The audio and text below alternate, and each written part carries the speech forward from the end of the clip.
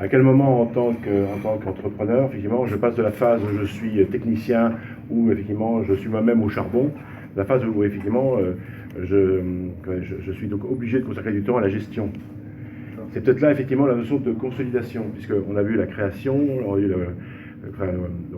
l'antécréation, création, et ensuite on aura le développement. La consolidation, c'est le même problème que, comment dirais-je, que la création, c'est qu'il faut que je prenne du temps pour me poser, effectivement, pour pouvoir passer à une phase suivante.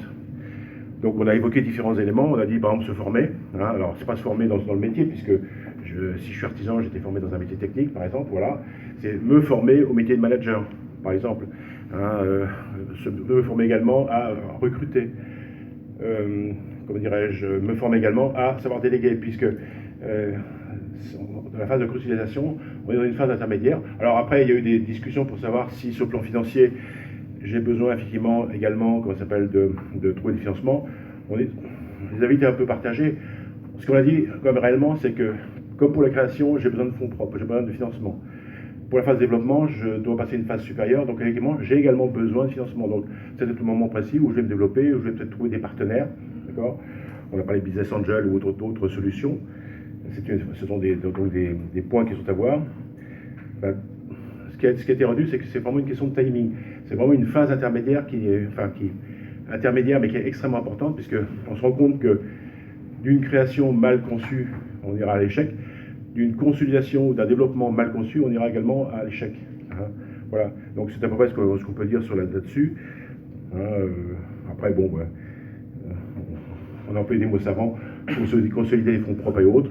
Donc ça, entre financiers et compagnie, ça on se comprend, mais ce qui est très clair, c'est que la consolidation, c'est vraiment une phase importante, comme l'antécréation, où il faut que je me pose, que je réfléchisse, que je me mette dans les conditions de pouvoir passer à la phase supérieure, me former, etc. et autres. Voilà.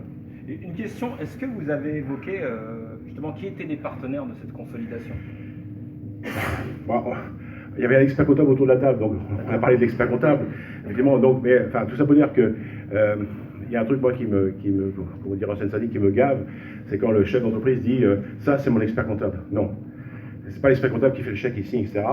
Et en plus, ce que l'expert comptable a rajouté, c'est que dans l'émission de l'expert comptable, la nouveauté, c'est que maintenant, il y a un aspect gestion. D'accord. Donc, alors c'est vrai que l'expert comptable, bon, chez nous, 2 entreprises sur 3 ont un expert comptable, pour faire simple, à peu près, au niveau des petites boîtes. Et c'est vrai que l'expert comptable, le point important qu'ils ont bien compris maintenant, c'est qu'il y a un rôle d'accompagnement, accompagner et piloter. Donc aider le chef d'entreprise à piloter son entreprise et à passer du cap de l'auto-entrepreneur ou de l'entrepreneur individuel seul au chef d'entreprise. Je crois que consolider, c'est ça. Hein, c'est passer du seuil de auto-entrepreneur à chef d'entreprise. Et c'est cette phase préalable, juste avant la phase, comment ça s'appelle, de se développer.